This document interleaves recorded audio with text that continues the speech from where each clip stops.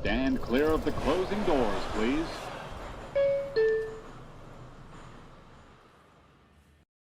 And what is up, you guys? Kyle Tucker watch enters day 2, and it's looking like we may actually go all the way into a third day, as I did not imagine it would go on this long. I gotta be honest. I woke up this morning early, made sure I got everything I needed to get done for the day, get my work done, everything that was necessary so that I could be ready to go live immediately when Tucker made his decision, whether that was to the Mets or to Toronto, maybe even the Dodgers, who are still potentially lurking. And I figured maybe around noon, 2 o'clock at the latest. And we are here now at 6:30 Eastern time. No decision from Kyle Tucker to this point. We are here live. We will see. Maybe this will spark the news finally, and we will find out where Kyle Tucker is signing his next contract, whether it is the Mets, the Blue Jays, or again, like I said, waiting in the shadows, the Los Angeles Dodgers, everybody's worst nightmare, obviously. But there's really been no movement, not a whole lot of information other than what trolls are saying online, you know, mostly Met fan trolls to Blue Jay fans and Blue Jay trolls to Mets fans trying to taunt one another. And like I said, it just kind of feels like the Dodger fan is waiting in the background, enjoying their popcorn, polishing their back-to-back World Series trophies, and laughing at all of this while we completely lose our minds. But we're going to go through this right now. We're going to keep you up to date. See if news breaks here while we are live. I'm kind of hoping it doesn't, because I made some really badass thumbnails for a few different scenarios depending on how this goes and where Tucker does ultimately sign. But for right now, I wanted to check in with you guys, field your questions, and just talk baseball. So here we are, guys. I'm Tony Metro. You know the deal, daily Mets content. Be sure to subscribe to the channel. If you've not done that already, hit that button right now. Keep you up to date on everything the Mets do this winter and around the rest of Major League Baseball. Leave this video a like. Go hit that like button now. It really goes a long way toward helping out the channel. And you can follow me on all the other platforms. You might be catching this on X, formerly known as Twitter. But if you are watching on YouTube, you could follow me on X. You can follow me on Instagram, TikTok, and Facebook. Links to all of those are in the description of this video down below. So let's get into it. Let's go right to the chat. Mothman Evolved, it's been a minute, man. How you doing? Good to hear from you. He says, Tucker, damn it, dude. Tucker has completely thrown my day sideways. You know, I had plans this evening hoping that Tucker would have already had made his decision. I thought for sure it would have came this afternoon. And maybe my fault, because a lot of the Mets related decisions for whatever reason have happened around 11, 1 o'clock, somewhere in that time frame. And maybe I was just conditioned to believe it would be the same for Kyle Tucker. Obviously not the case, as we are still here waiting, but I'm with you there, Mothman. MT Project Bronx, you, what up, dude? Armand's amazing. Hey, Tony, what's up, Armand? Good to hear from you. Armand always in the streams. MT Projection, there you go. Unfortunately, I don't see him coming, killing me. I got to be honest, guys. The longer this goes on, I think the worse it is that he would be coming to the Mets. The less likely it is that Kyle Tucker's coming to the Mets. Because let's play this out. Look, we know the Mets have offered him the $50 million AAV deal, right? It's a shorter term deal, of course. 3, maybe 4 years, but what is there to negotiate at that point? The Mets are obviously not going to go higher than that. Maybe a tick above it to 51 or 52. Just heard a rumor. Take it with a grain of salt. It came from Craig Carden, who has sources, but we know is a bit of a joker sometimes. But that he may want to be the highest paid player, at least as far as AAV, which he'd have to get to 52. That would put him $1 million more than Juan Soto, of course. Not counting the Shohei Ohtani Fugazi contract that he has that only pays him $45 based on the luxury tax. But I do think that the longer this goes on, the less likely it is that Kyle Tucker is going to land in Queens. We have also heard a lot of things over the last week or so, but I've heard more of it today.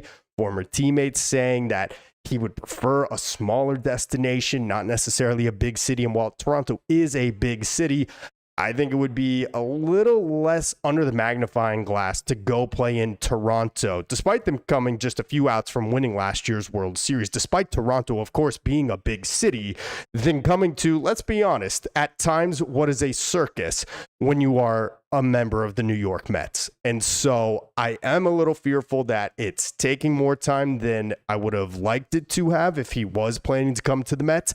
And I do think, based on some of the things we have heard from former teammates of his, people that may have been in his circle or are still in his circle, that he prefers a little more of a low-key destination. And I don't think that is the New York Mets. So I'm feeling a little less confident right now than I was at this time last night when we were doing our live stream. That's just my honest feelings. Cowboy Boy, what's up? I heard the Yankees are getting in the Tucker sweepstakes. Unfortunately, I don't think that Tucker's going to accept coupons as forms of payment. So I don't think the Yankees are going to be able to do that. Can you believe we could say that these days? Look, I know it hasn't been, a much improved performance on the field for the Mets over the last couple of years since Steve Cohen took over. But the Mets are the New York team now in the sweepstakes and the bidding for some of the best players in baseball year in and year out. Now, eventually, that needs to translate into winning, and I do believe that it will, and it better happen very soon, or I'm going to start to lose my patience. I already have to a degree. But the Yankees are not getting in on Kyle Tucker. I'd be shocked by that unless they are just pulling the greatest Houdini of all time this entire offseason, where they have cried poverty, where Hal Steinbrenner came out and cried about how he has to pay $100 million on the taxes at New York Stadium, or on Yankee Stadium to the city of New York. I just don't see the Yankees getting in on this. So I would not buy that, in my personal opinion. Enrique Garcia, what up, Tony? Let's go, Mets. What's up, Enrique? Let's go, Mets, indeed. Glad to have you in here. Project Bronx, do we rue? I don't know what that means. I'm sorry, Bronx. Enrique says, Tony, if we end up with Tucker and you're the manager, what's your opening day starting lineup? Wow. Okay, I like that question. All right, so let's keep with some positive vibes, despite, like I said, my confidence has definitely dipped a little bit in Tucker to Queens. But if the Mets do land him, we don't truly know how the rest of this roster is going to round out. But let's assume Tucker's going to be in left. Tyrone Taylor will start in center field. I'm going to have Carson Bench probably begin the year in AAA in that scenario. Jorge Polanco is apparently the first baseman for this team. And just going based on the roster that we have here today, except you also insert Kyle Tucker, I'm probably going to start with Lindor leadoff. I think you got to go Soto 2 and put Kyle Tucker 3. I wouldn't mind Tucker at 2 either if Soto would like to bat 3. I think Soto has a preference to hitting second, though. So I'm probably going Lindor, Soto, Tucker. It's going to probably be Beatty, Vientos, Polanco, or Beatty, Polanco, Vientos, followed by, I'd probably have Simeon in my 7 spot. And then who are we missing at that point? And Alvarez. How could I forget him? So I'm not going to go all the way through. But as far as the top 3 and the addition of Tucker, I think you got to go Lindor, Soto, Tucker, if the Mets do in fact land him and he is their everyday left fielder moving forward. So who else we got? D. Morales, Tucker using the Mets. Yeah, I got to be honest, man. I am kind of getting that vibe right now. It does kind of feel like that. And look, Toronto we heard the report from Jeff Passan yesterday that Toronto was, the only team willing to go to 10 years. Now, that does not mean that they have offered him a 10-year deal or that it's on the table still, but they were the only team that was willing, was his words. I don't know how much more they can increase on an AAV over a 10-year contract. When we heard that report, my guess was it was maybe between 310 and 320, maybe 330 million. So more guaranteed money over the life of the contract, but a smaller AAV, closer to 32 or 33 million dollars per year, which is nothing to sneeze at, especially when it's coming for the next 10 years. But I don't know if you can necessarily use it as leverage for the Blue Jays purposes. But that is where, once again, I say the Dodgers really concern me, just lurking in the shadows, waiting for the Mets to bump this price up. I mean, obviously, the Dodgers don't want the price to go up, but the Dodgers having a willingness to match whatever the Mets offer Kyle Tucker. And then he says, yeah, no, I'm going to the West Coast. I'm going to go play with the team that's coming off back-to-back World Series, where I can hit anywhere in that lineup, have an all-star in front and behind me, have a career season, and then opt out after a year or two. So that is my biggest fear, not of him going to the Blue Jays on a long-term deal. If that's how it goes, that's just how it goes. He preferred the long-term security. The Mets tried to get creative, and I think they made a sound offer in that situation. But if he takes the Mets deal and runs with it to the Dodgers, that is going to be an absolute nightmare. So I really, really hope that is not the case. But I am concerned it could be based on how the Dodgers have operated over the last several years, based on how free agents and their agents have operated when negotiating with the Mets. Not necessarily always in good faith, but sometimes just simply trying to get the price jacked up on them so they can go to another team with it. So I really, really am hoping that is not what's happening. But D. Morales, you absolutely could be onto something there. Armand, what's up for the Yanks? It's Bellinger or bust. Yeah, they have their focuses completely set on Cody Bellinger, in my opinion. I think they do want to still add another starting pitcher, which I think is a little overkill for them. I think they could navigate the first half of the season despite not having a fully healthy Carlos Rodon or Garrett Cole for maybe the first month or month and a half of the year.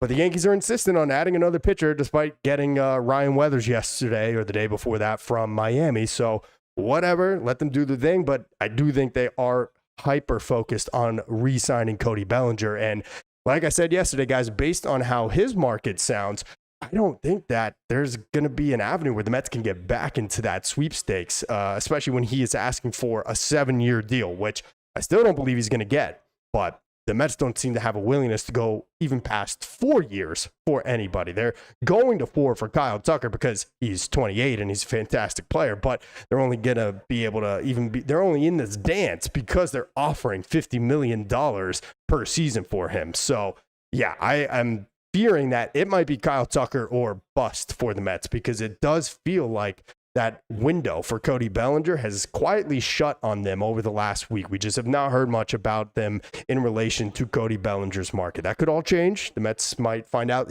Tucker's going to Toronto, quickly pivot, go get Cody Bellinger, but not based on everything that we have at least heard about Cody Bellinger's market, in my opinion, to this point.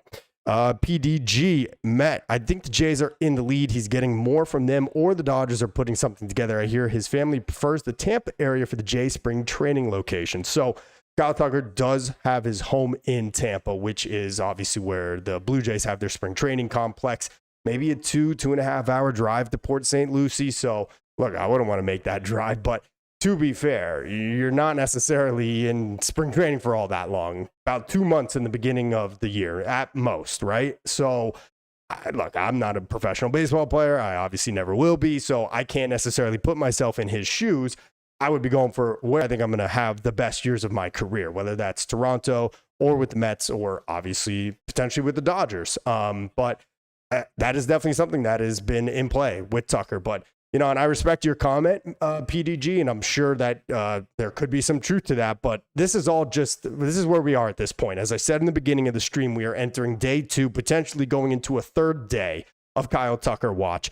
And now every fan knows a guy who has a family member that was twice removed by the Tuckers, and they have an idea of where he wants to live and where he has his family settled. So we don't know what's true at this point. We don't know what is truth and what is fiction and what is fabricated. So I am just waiting. And I think at the end of the day, he's going to take the best deal for him financially and geographically as well. And I think for the majority reasons being where he will play his home games, not necessarily because of a spring training complex or because of where they, do their training camp and all of that stuff. But we will find out soon, hopefully, right? That's what I've been saying basically for the last 24 hours, and here we are still talking about it. Fireblaze Media says, if I'm the Mets, I give him time for him to take it or leave it. Give him a, what do they call that? What's the word I'm looking for, guys? Give him I can't think of it. What's the word? You know what I'm trying to think of. Whatever, you know what I'm saying. Give him a time frame and decide, hey, should or get off the pot, right? Essentially just make a decision or not. Here's the thing, though. I don't think that Kyle Tucker not having a decision is holding up the Mets offseason. The Mets have essentially been holding up their own offseason, it seems like, for the past several months. There's no reason they couldn't also right now go and sign Framber Valdez or go and sign Cody Bellinger. I think they would prefer Kyle Tucker, but I don't think that Kyle Tucker not having made a decision yet on whether he wants to come to the Mets or not is actually holding up their decision. But an ultimatum, that's the word I was looking for. Thank you, everybody. Yes, an ultimatum. I don't think that they need to give him an ultimatum, because I think if the Mets do want Framber Valdez, they will go get him. Now, we know they have their lines in the sand. We know they have the figures that they don't want to go past. So I'm not saying that they're automatically going to get him, but if the Mets do want to continue their offseason, regardless of Tucker's decision, they can go out and do it. I don't think he's holding them up necessarily, but this is definitely getting old, and I would like there to be an ultimatum. How about an ESPN decision? Let's just pull another LeBron James, let him go on TV and announce it for all of us to react to, because I am personally getting kind of sick of waiting at this point myself. Token Black Gun Kyle Tucker waiting because he wants to play in the U.S. Yeah, I mean, there's got to be a little bit of truth to that. I don't know how he feels about it. He's from Florida, I'm pretty sure. Was teammates with Pete Alonso in high school. Yeah, that all checks out. We don't think about it, and I'm sure that a lot of Toronto Blue Jay fans don't think about it, but like, put yourself in his shoes. Do you want to take a job in a different country? And I know it's Canada, but number one, there are different customs. There are just different norms. There are a lot of different things, and that can be fun and exciting. But let's also get into the other side of things. There are very different tax implications in California versus New York. Not that it's much better as far as taxes in New York City, but these are things that all factor into a decision. But at the end of the day, I think he'll take the best decision financially, and I think he'll also weigh a big piece of this on, where he's going to be most comfortable, where he can perform, where, if he does take the long-term deal in Toronto, well, 10 years, $320 million, whatever he ends up getting, hey, that's guaranteed money. It sounds like. It does sound like there's a lot of deferred money in that contract from the Blue Jays, whereas the Mets are giving him the $50 million AAV, opt-outs probably after year 2 and year 3, and, maybe he's not confident in himself and doesn't want to bet on himself in that kind of situation. So he does go for the long-term security and guaranteed deal with Toronto. So lots of balls up in the air right now, guys. Lots of things at play, and we have really got no clear of an idea of where he is leaning or what he's thinking. But what I did say is, again, I think that the longer this goes on, the less likely it seems that he's going to come to the Mets. What's there to think about with the Mets offer, or at least their reported offer? It's $50 million each year. There's probably not a lot of wiggle room in there. Maybe another $1 million or $2 million per year. You want to make him the highest paid player in baseball. That's what it would take. Put it up to 52.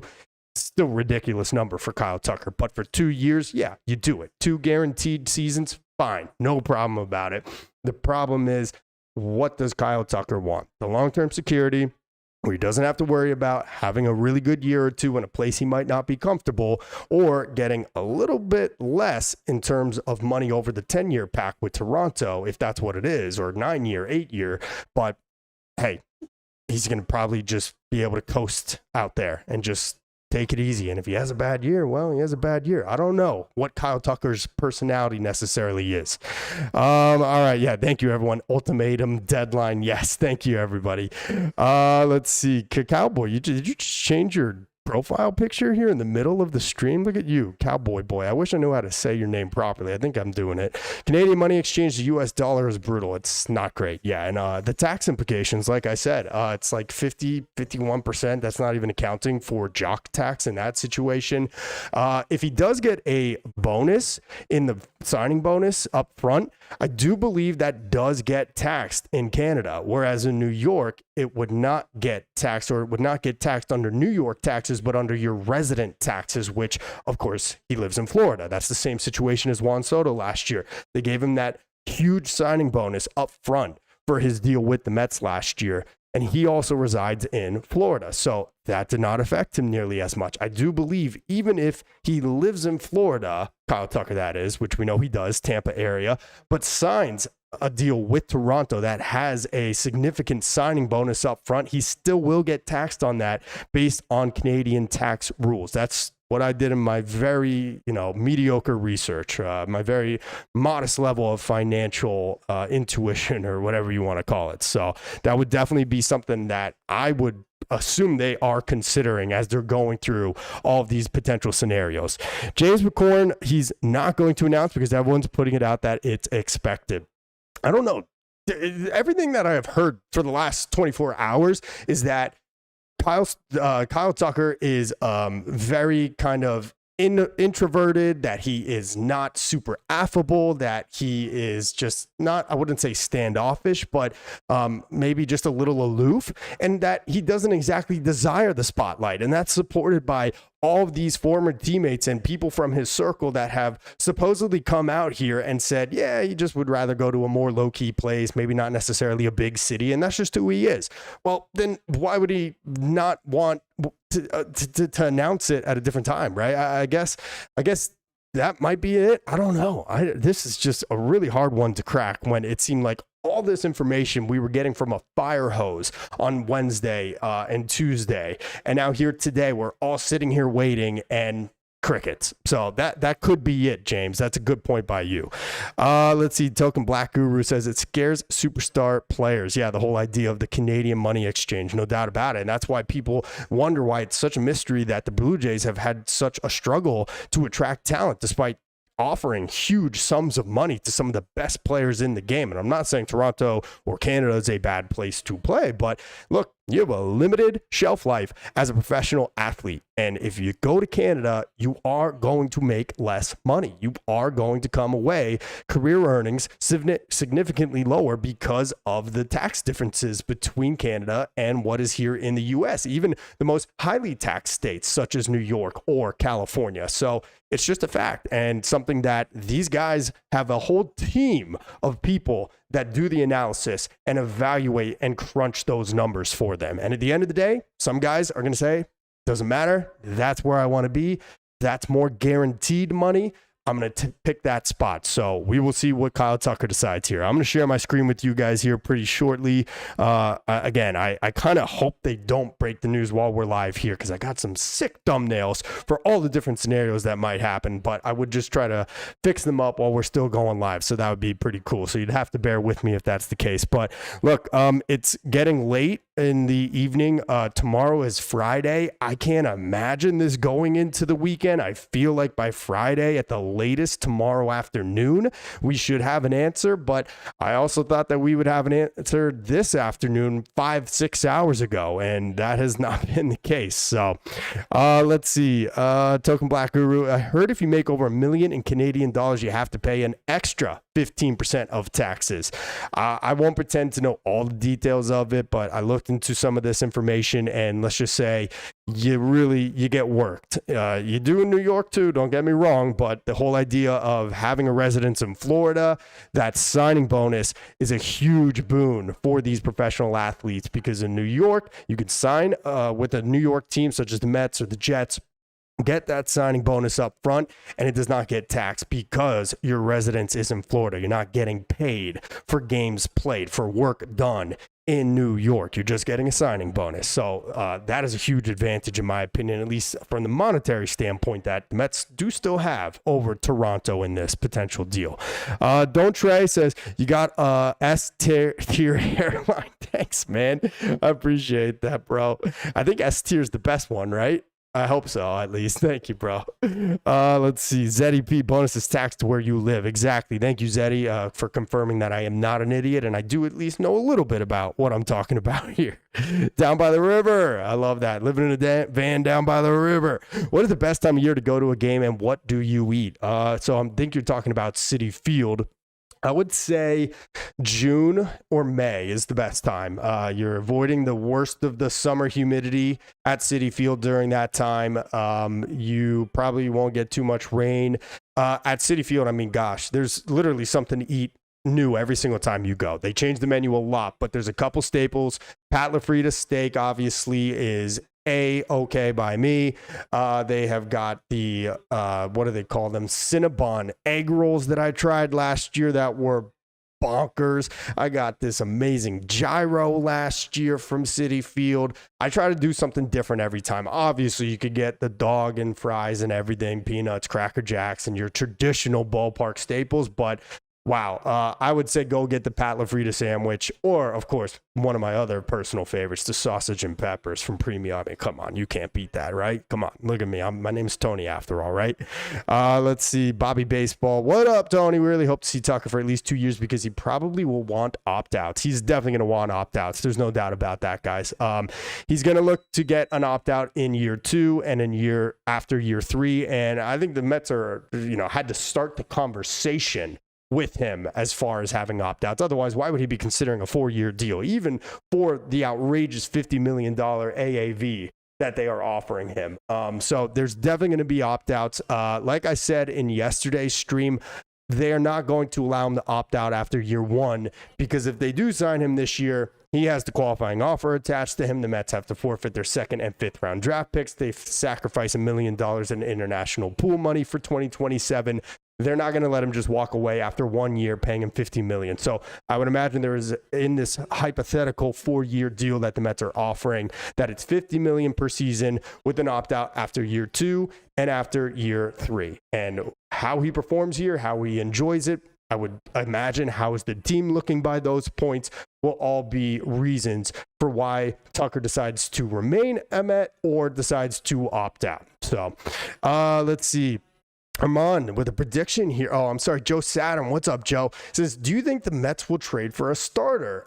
We've heard a lot about it. And I just put out a video earlier today. You guys might have caught it, where I was saying, hey, the Mets may not need an actual addition at this moment. They could try to do something at the deadline, because I don't think Senga and Peterson and Manaea are going to pitch as poorly as they did in the second half. They just got to look more like their normal selves. That's not me saying I don't want them to trade for an ace to put atop of this rotation. I'm just saying, if the market is not favorable for a buyer looking for a front of the rotation type pitcher, I can see them waiting and just trying to get through the first half, hoping those guys all look like their normal selves again. Nolan McLean takes a step forward. Maybe Jonathan comes up in May and looks like an ace, or, a guy growing into one.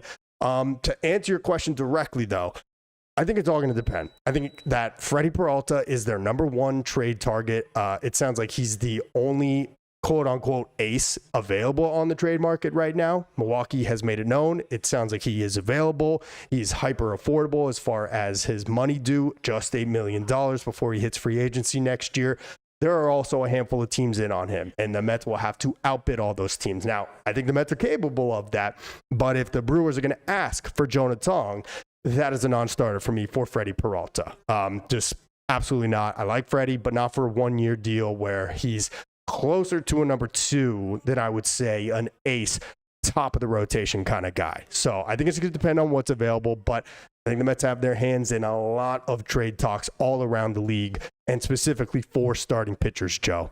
Let's see. Armand says, prediction, Kyle Tucker announcement happens tomorrow night. That would be pretty low key. And like I said, he sounds like a dude that does not love to be in the spotlight, which again does not sound like it bodes well for the Mets' hopes of him landing in New York. But that would make sense. I really hope not, because I'd like to enjoy my Friday night tomorrow. And as much as I do love doing live streams with you guys, we've done these. This is my 3rd one of the night, plus all the other content I'm putting out. I'd like to go do something else on a Friday night, just for a little while at least. So I'm hoping Kyle Tucker makes his announcement either early in the afternoon tomorrow, or hey, maybe even tonight, because hey, these are my plans here. I am on Kyle Tucker watch 24/7, or at least I have been here for the last day and a half. So Kaboy Boy says, imagine going through Canadian customs 40 plus times per year. There's got to be an expedited process for that if you're a professional team, right? There has to be, I would imagine. I don't know. That is such a good question, though, by you, and such a just good statement. I'm going to look into that after this. If professional athletes have like an expedited custom system for going in and out of Canada when they're going to play, whether they're a member of one of the teams that reside in Canada, or if they're one of the visiting teams that goes there to play one of the teams from Canada. So that is a really funny thing to bring up there. March Benjamin, Houston's the 4th largest city in the U.S. Chicago's the 3rd largest. LA, the 2nd. New York's the largest. Toronto is Canada's largest city. He's only played in large markets.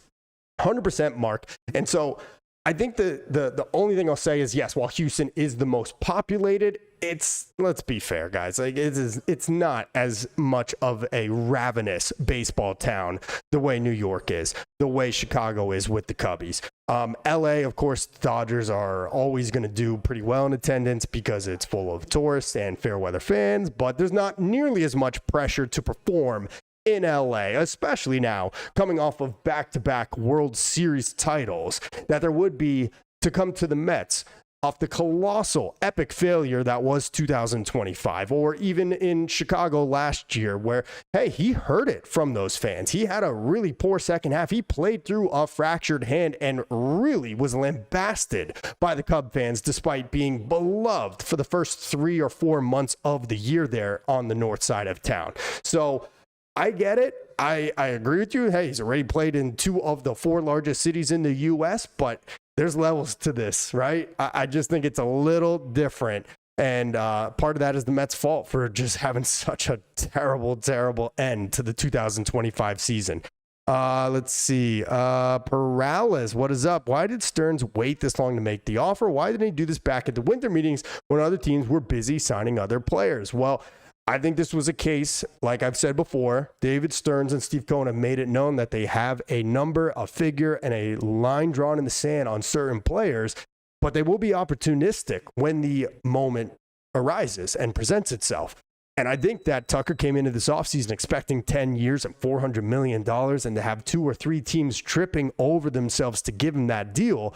And that was not the case early in this offseason. But now that the market has come back a little bit, and we started hearing from guys like John Heyman and from Jeff Passan that he was seriously considering short-term offers, that's when the Mets said, hey, this is one of those opportunities that we've been talking about. Yes, we will give it a shot. Let's throw our hat in the ring. Worst that he could say is no. So that's all I think it was, is that he wasn't looking for the short-term AAV deals that the Mets are now presenting to him, because his market just wasn't as strong as he had originally predicted. So that's what I'm thinking, Perales. Let's see, Armand, because Tucker was not going to take the offer in the winter meetings. There you go. I think he was going to wait and see. Jace Page says, who do you think Tucker's going to? Like I said, man, I think that they are, the longer this goes on, the less likely it's going to be with the Mets.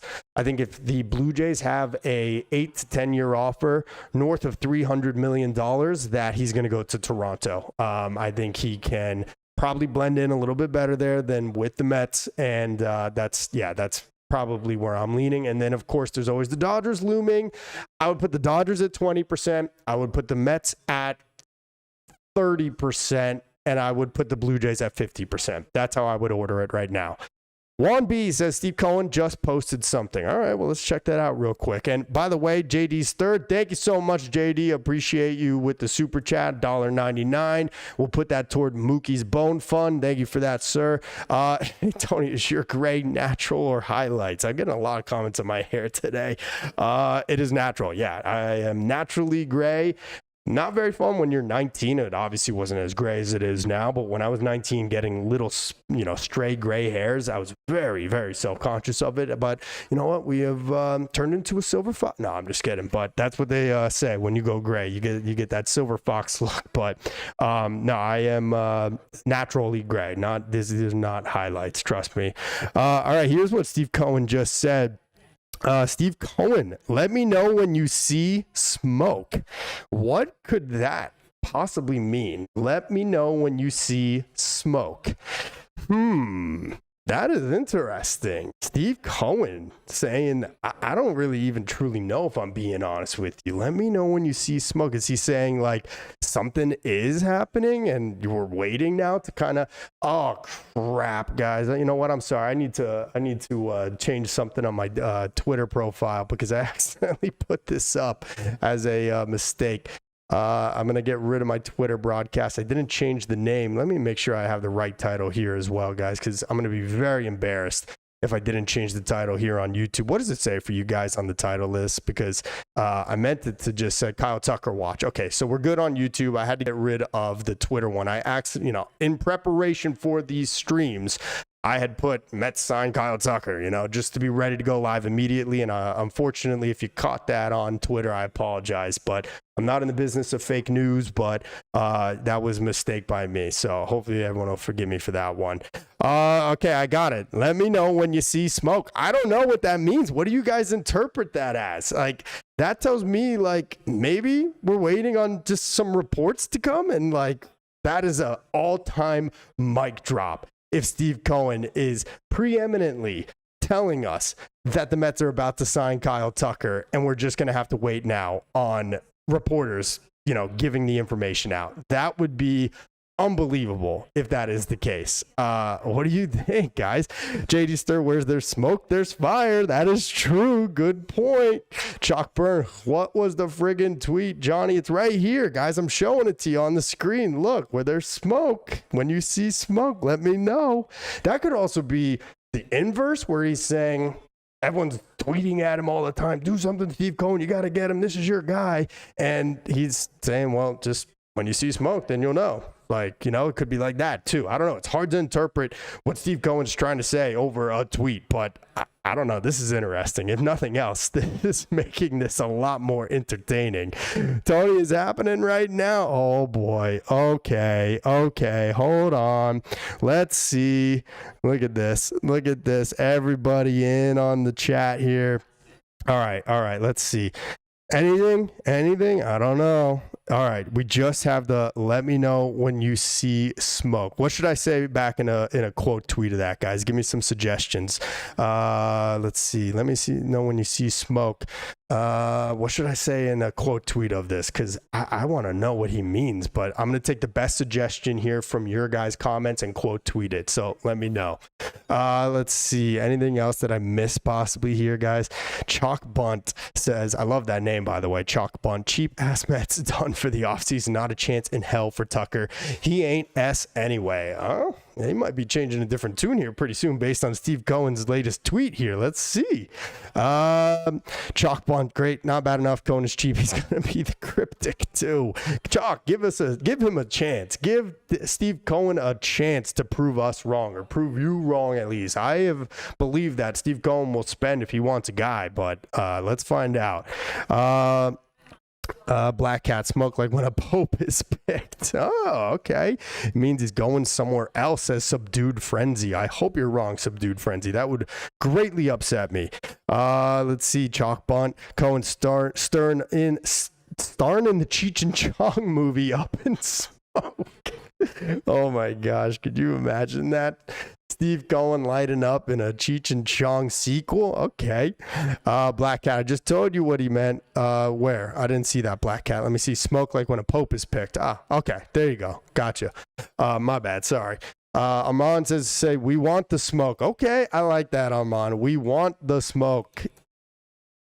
I'm going to just put that up. Nice, Armand. I like that one. We'll roll with that for the quote tweet. All right. Well, guys, we'll see. I mean, this just got very interesting with Steve Cohen's tweet. So let's see what happens. We're going to keep it tuned here live, guys, and see if something happens. I'm so embarrassed that I put on Twitter that the Mets had signed Tucker. It was, again, just a rough draft title that I forgot to change out for this one where we were discussing here. But Chalk Bunt, let the Mets fans know when you're going to friggin' do something. Hey, man, we're trying here. Let's see.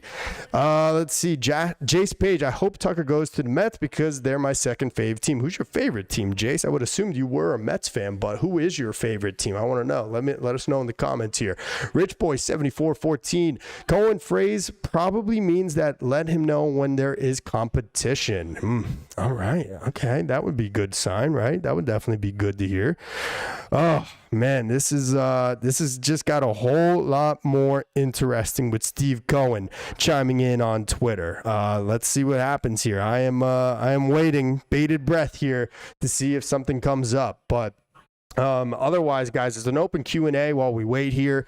I said yesterday how I think that Tucker being left-handed is not something we should worry about. I know a lot of people have said being a lefty, we're going to become too left-handed heavy. But like I said and debunked yesterday, Tucker has hit left-handers equally as well as right-handers his entire career. I think it was like an 871 OPS career against righties, an 842 OPS career against lefties. The batting average is less than 10 points lower, so I would not worry about that. I know that was something they were worried about, but if you guys did catch my interview with chief editor of Metsmerized Online's Mike Mayer, that's up on my YouTube right now, so you guys can watch that after this stream.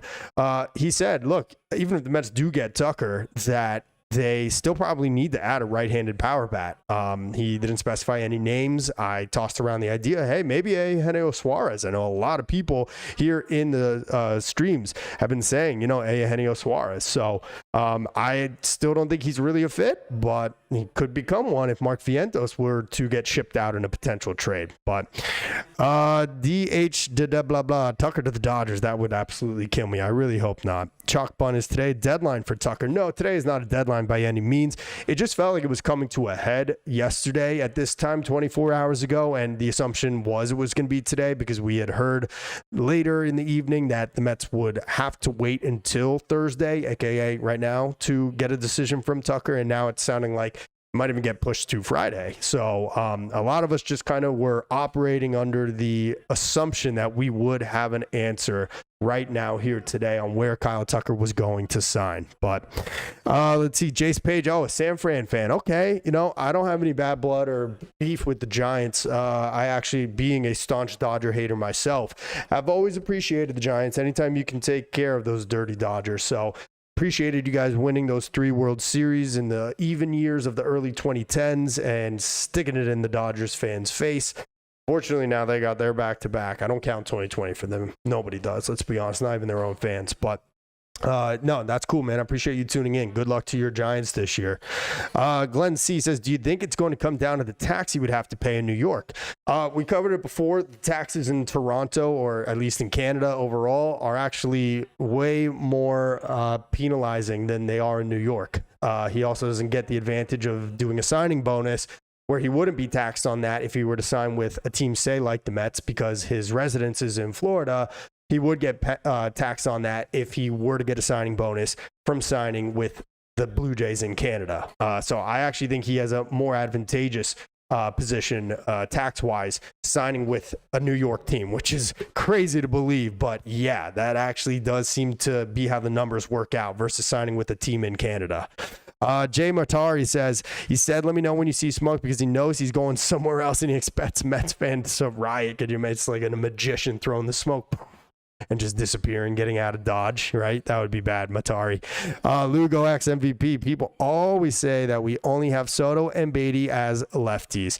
Yeah, and I think, they just, Polanco is, I believe, lefty. Is he a switch hitter? I can't recall, but I remember I just put up a video of him and a highlight of him hitting lefty. I can't remember if he's a switch. And Lindor's obviously going to get the majority of his at-bats from the left side of the plate as well. So I can understand why some people do feel they're left-handed heavy, but again, Tucker's hit lefties just as well as he has hit righties. So it's not something that really, truly concerns me, if I'm being totally honest, or something that would prevent me from signing a talent like Tucker's just simply because he's left-handed. And we already have some lefties in this lineup. Joe Saturn, do you think our young stars will have an innings limit? I think they will for Jonah Tong. As far as Nolan McLean, maybe with the hope that he can pitch deep into a playoff run. I know I'm putting the cart way before the horse here, but that's the only way I really think they would kind of keep Nolan McLean on a leash, is that, the season's going well. They need him in October and for a potential deep October run.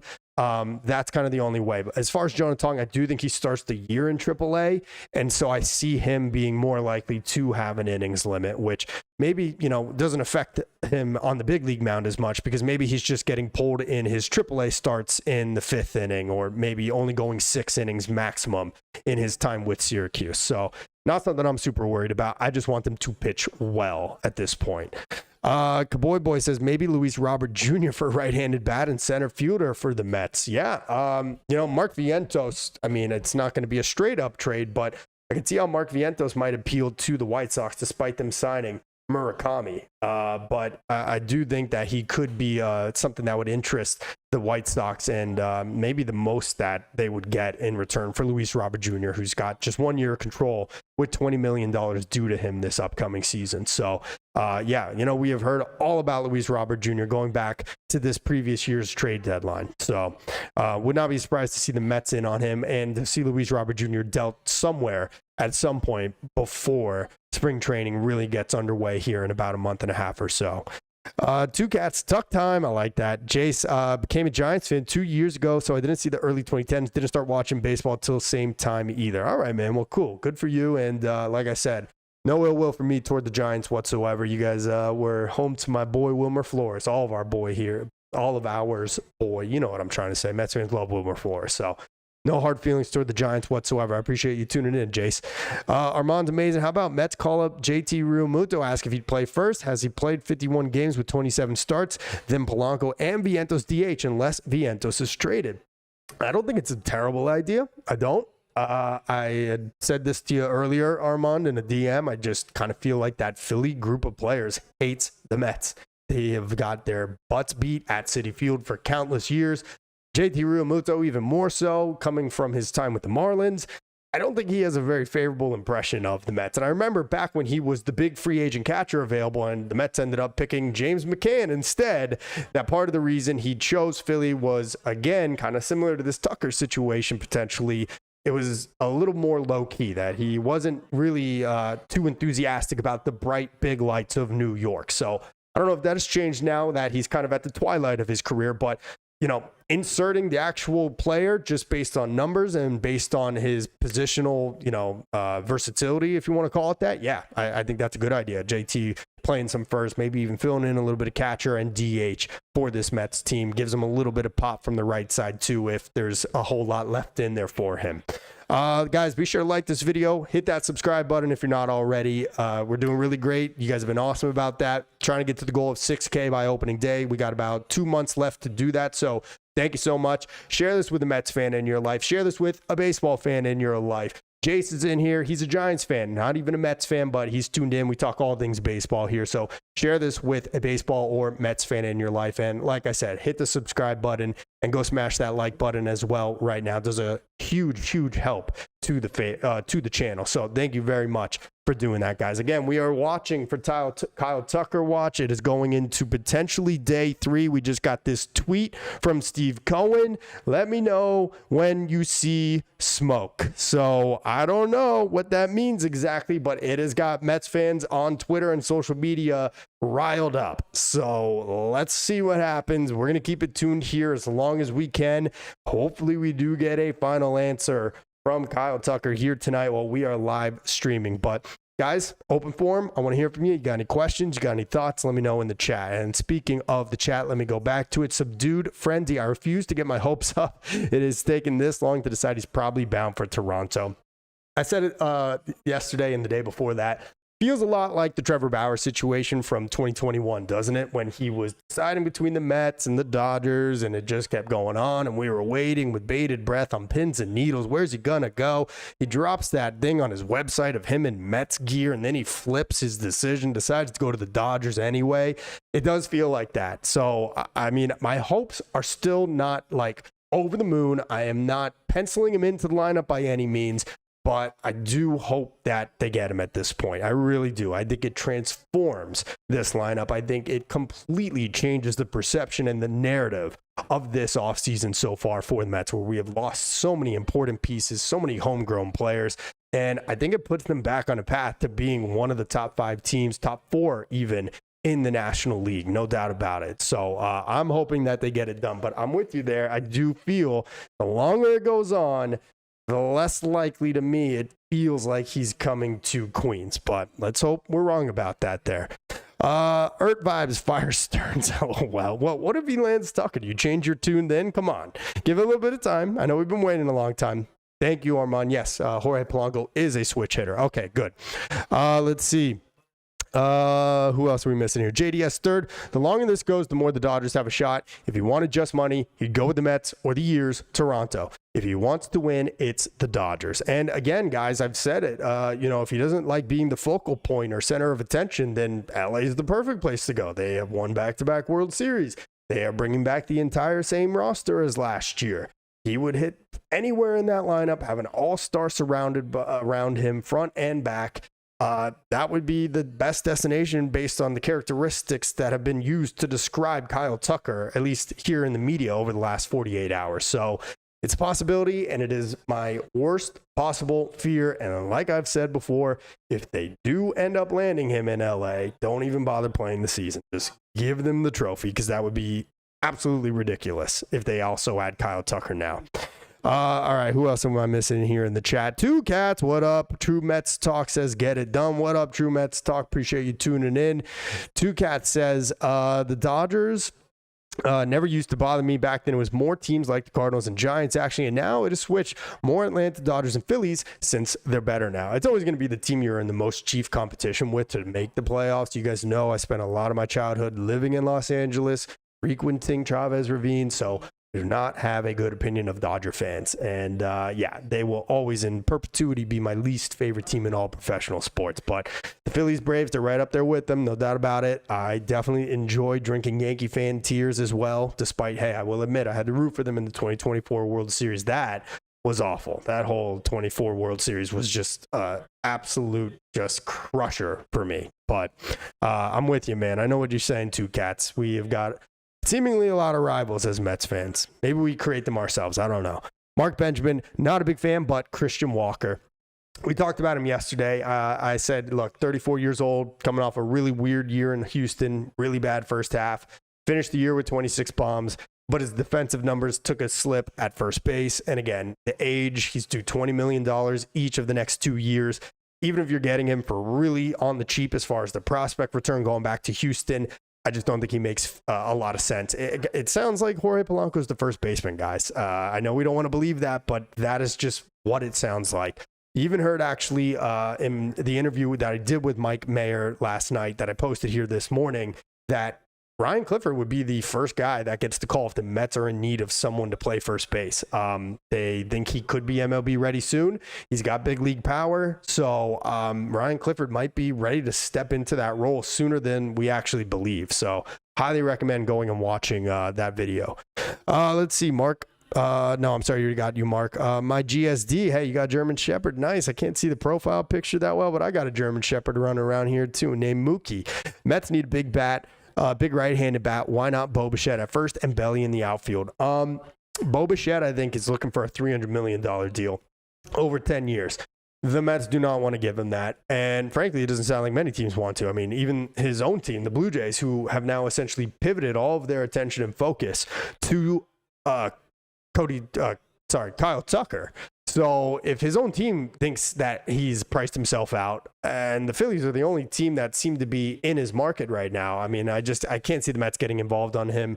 He is not a good defensive shortstop. He has basically said, I will change positions for whatever team as long as they meet my asking price. And I can't imagine he's going to be much better at third base. And that would be the only position you can move him to realistically for the Mets, unless you, and that's only if you're putting Brett Beatty at first, or if, you're going to, and then I don't know. It's not a fit, to be honest with you, Bo Bichette. Great bat. I like him.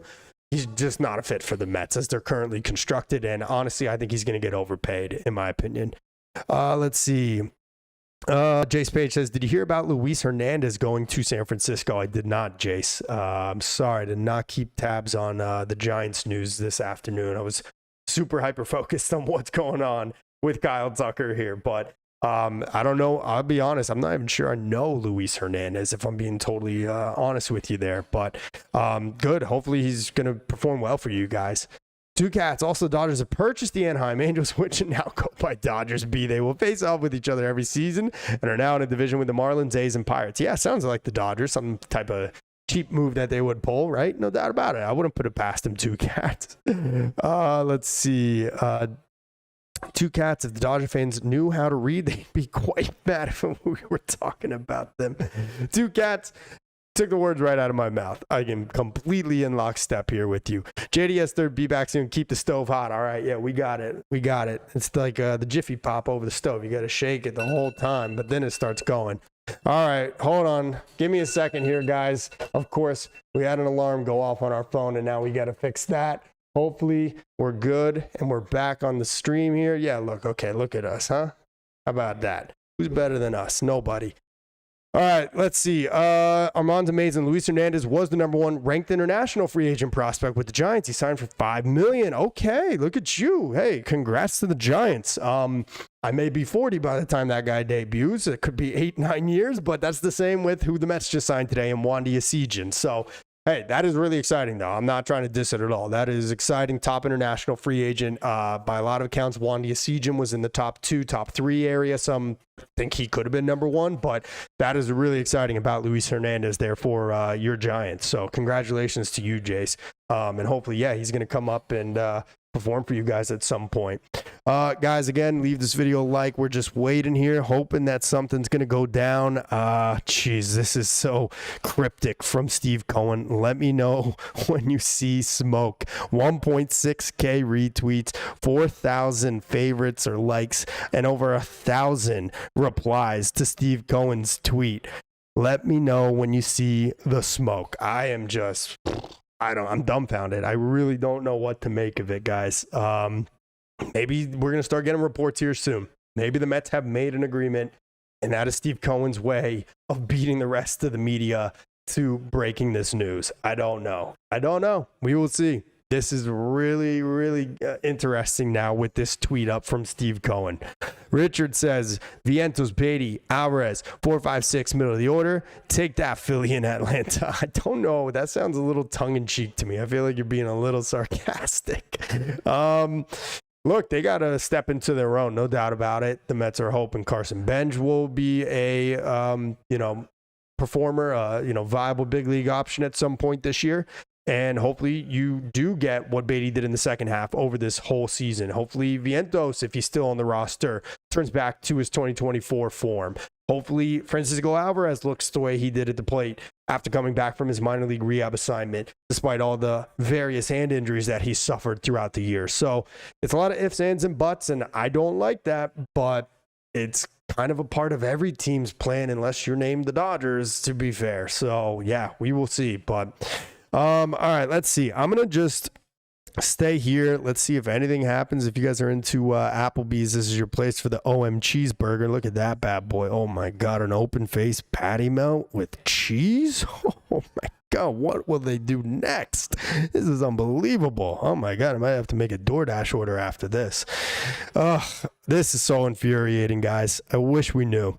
So let's just look up Kyle Tucker here, and let's just see what the supposed offers might be from Toronto. We haven't really heard a whole lot, but I was hoping that maybe we'd have a little information now about his offer, because it's a little odd to me. And somebody asked this in yesterday's stream, and it was a great question of, why is it that the Mets offer is so publicly known of the 3, then 4-year deal of $50 million AAV, and we don't really know anything about the Blue Jays one? And I said, that is a good question. And it's also weird because the Mets front office supposedly doesn't leak anything. So where did that come from? I'm not sure.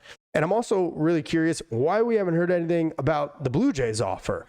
And that kind of leads me to believe that maybe this is the Mets just being used as leverage, getting the media to continuously pump out that number, to continuously get Tucker's payment from the Blue Jays or from another suitor just up and up and up. So I was hoping by now that we would have at least some type of figure we could attach ourselves to for what Toronto is offering.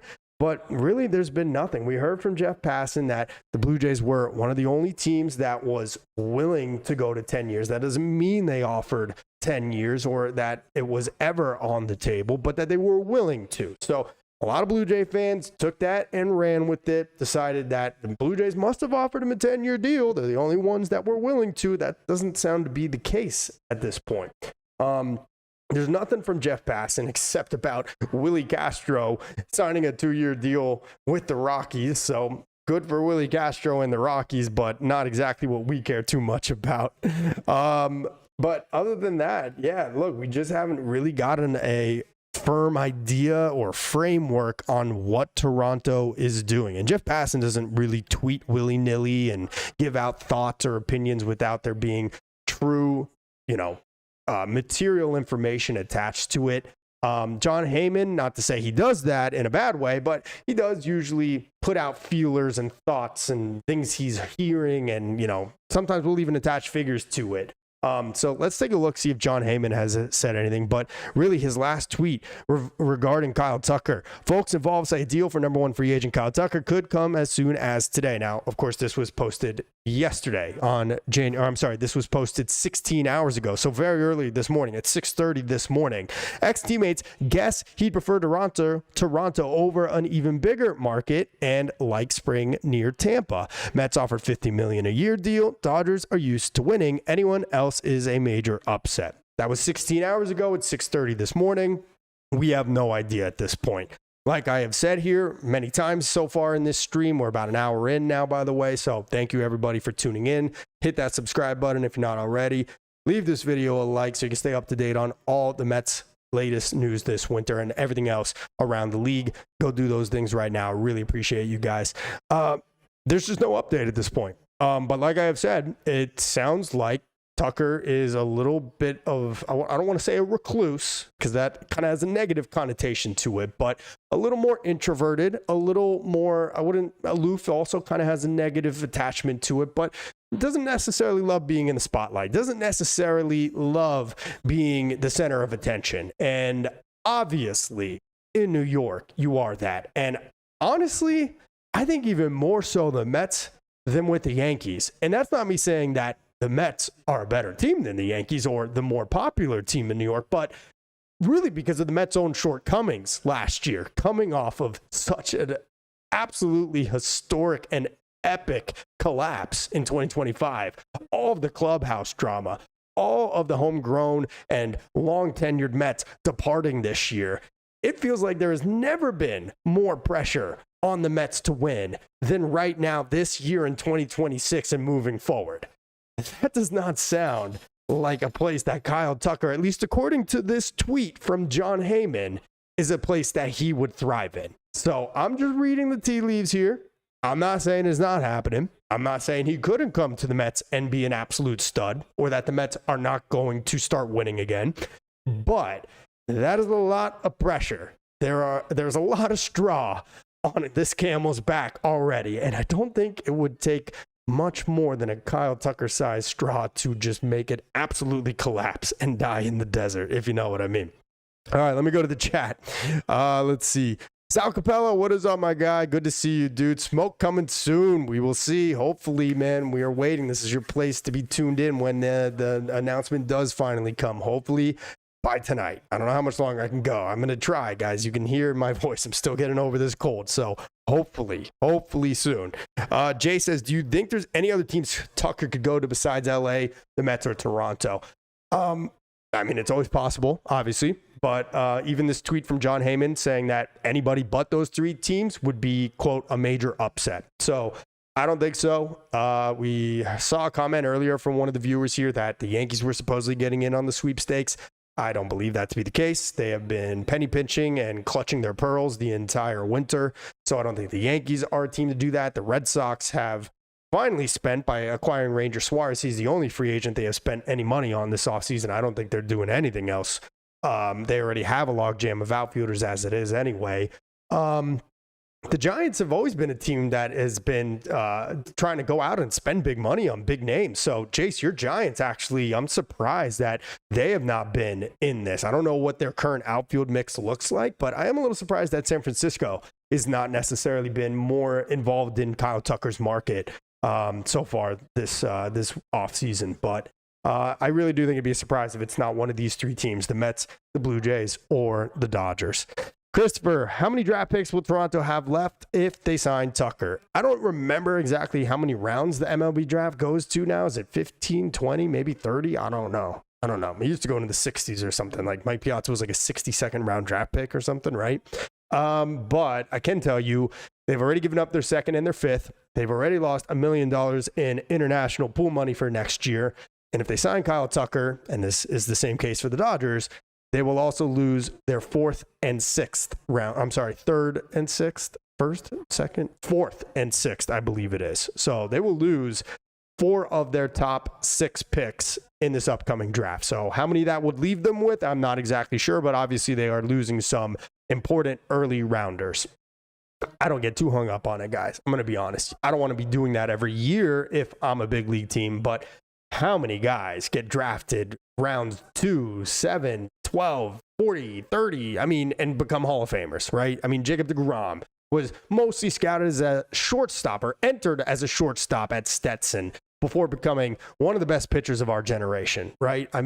Look at some of the Mets' previous first-round picks over the years. What was the kid's name? The shortstop that they picked over Corey Seager. I can't even think of his name right now, and I just was talking about him the other day. I wish I could think of it. You know what? That's a fun little thing we could do here really quick while we wait on some news. Mets' first-round draft picks over the last couple years.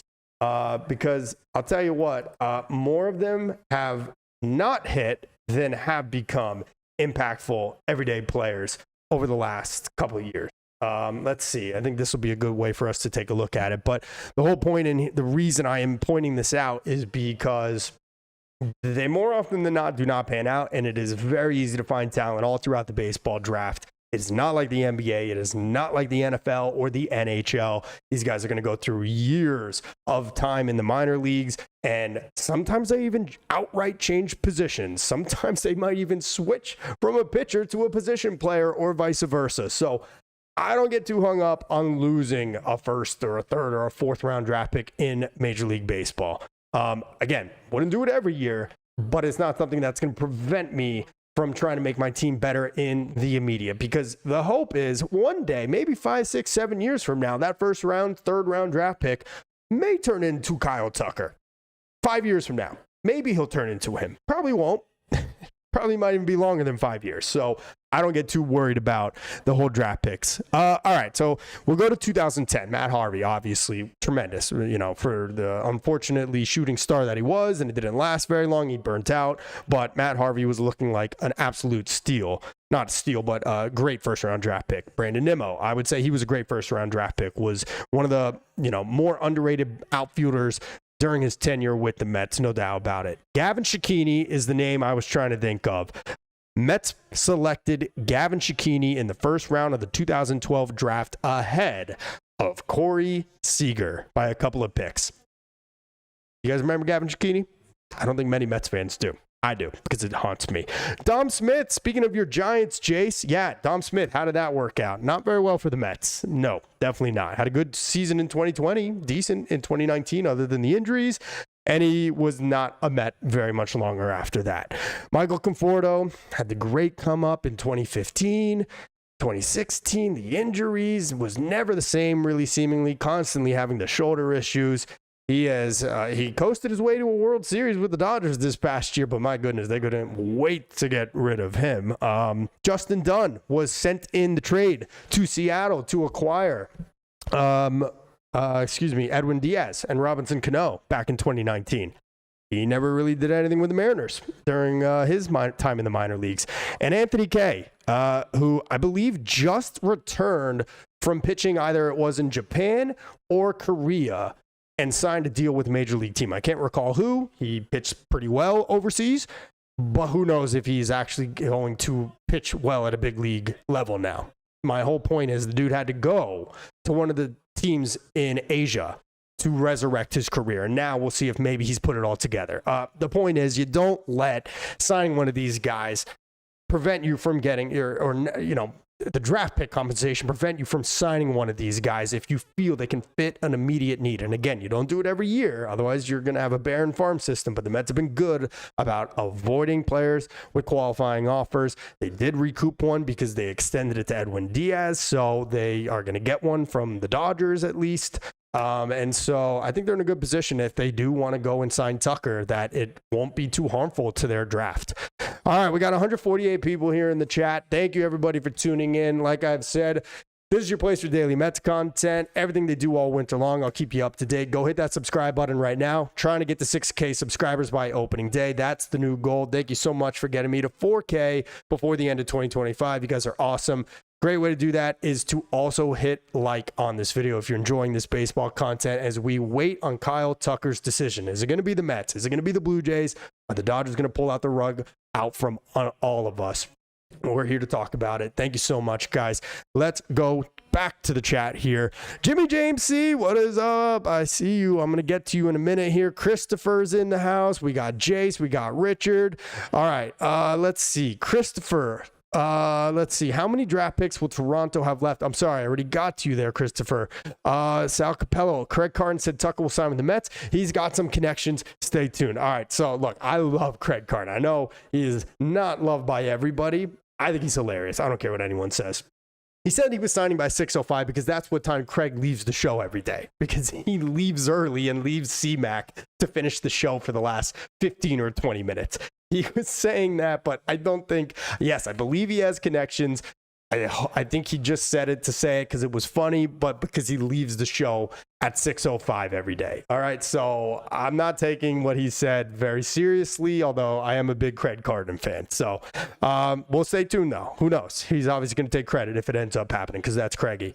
My guys, Matt says, if the Mets whiff on Tucker, they're going to have to sign Austin Hayes for left field and Eugenio Suarez for DH. That would not be very exciting. I know Austin Hayes is all right, but wow, you go from Kyle Tucker or Cody Bellinger to Austin Hayes. Ooh, that is rough. That is rough. Give me a second here, guys. Apologies. Like I said, still getting over this cold here, but here to bring you all the news. We'll do it live. Who else we got here?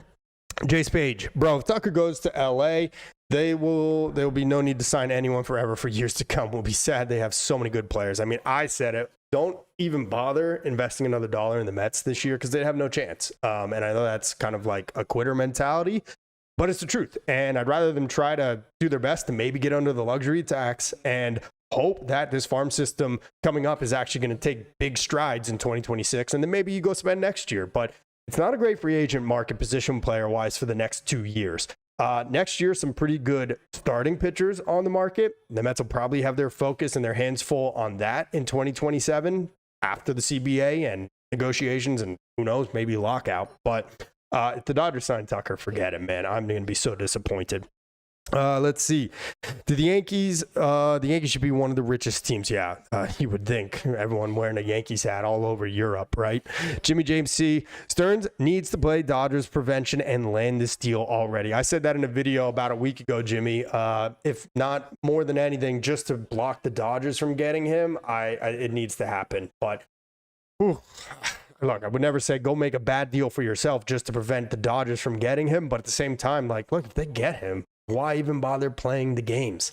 They have all-stars and MVPs littered throughout that lineup. They're going to go add the top position player available this winter, who has been a consistent 5 wins above replacement guy. Forget it. There's no point in even playing the games if they end up signing Kyle Tucker. But Alvin Solano, what is up? TikTok discount Dave is on the clock.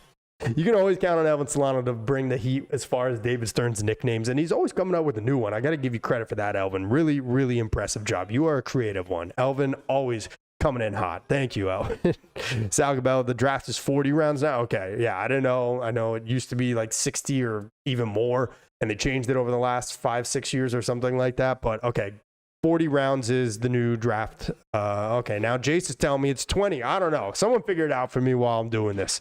Armando Mason, Giants ownership, has stated they don't want to add another big contract on the books. Their outfielders, left fielders, Helio Ramos, Jung-Hoo Lee in center, and Drew Gilbert. Drew Gilbert, of course, who the Mets traded for, what's his name? The Submariner. I can't even think of his name right now. He's so far out of my memory. But yeah, one of the twins. I can't even think of his name at the moment right now. All right, so Giants are not involved. Again, yeah, a little surprising to me, but I can understand they have committed big dollars to a lot of guys over the last couple years, or at least tried to. Let's see, Sal Capella. Shakini was drafted by the Mets. Thank you, Sal. Before I even got to it there. Go Dodgers blue. Who wants to play for the Mets? Oh, man, a Dodgers fan. Oh, boy. And a Buckeye fan. Let me guess. You're a Cowboys fan, too? And then if the Dodgers don't make the World Series, you must be a Yankees fan as well. Let's see. George Less traded for Stroman. Was he?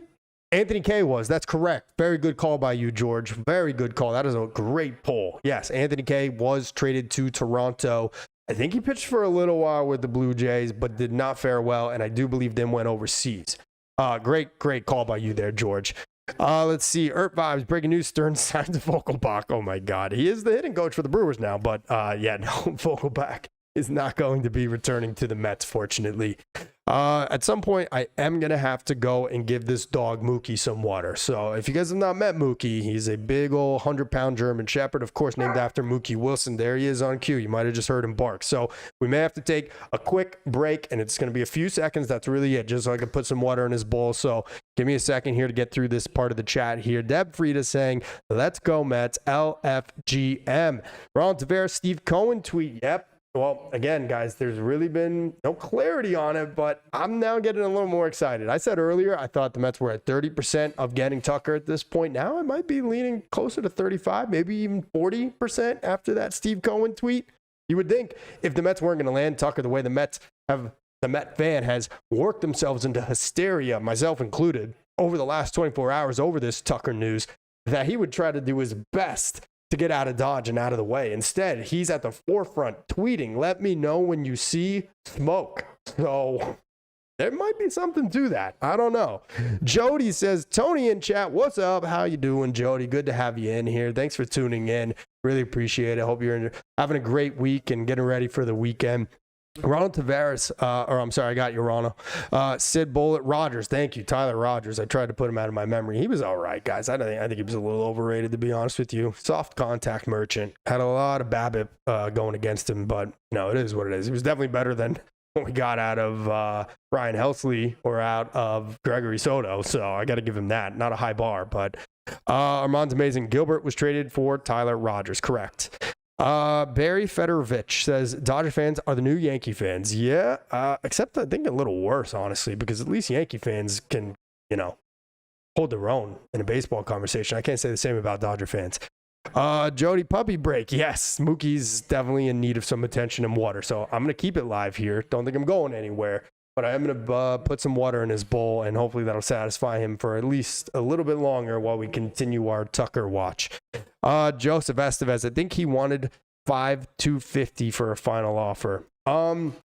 If he wants 5 years, $250, that's fine, but I'm probably not giving him an opt-out until after year 3, if that's the case. So that's more in line with what the Mets originally wanted, 3 years, $150, which is buku bucks for Kyle Tucker.